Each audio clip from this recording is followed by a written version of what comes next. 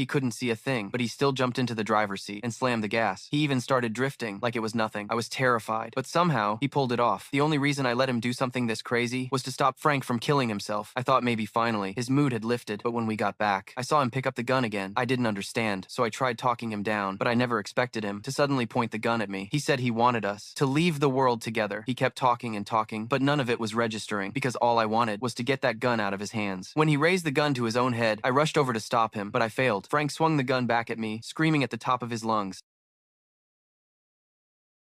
Yeah. You understand? I'm in the dark! When he finished yelling, I saw tears in his eyes. He whispered that he didn't want to die. He just couldn't stand being such a failure. My voice was shaking. As I told him he was never a failure, he let out a long, heavy sigh and finally calmed down. Then he asked me how his uniform looked. With tears running down my face, I told him it looked great. He said all the honor of his life was wrapped up in that uniform, and he finally let go of the idea of ending his life. By Monday, I was named the culprit behind a school prank. I had no power, no way to fight back. Just when I was about to give in, Frank stepped in and saved me. He couldn't stand watching the principal expel me for something I didn't do. Well, gentlemen, when the shit hits the fan, some guys run and some guys stay. Here's Charlie facing the fire, and there's George hiding in Big Daddy's pocket. And what are you doing? You're gonna reward George and destroy Charlie. Sir, you're out of order.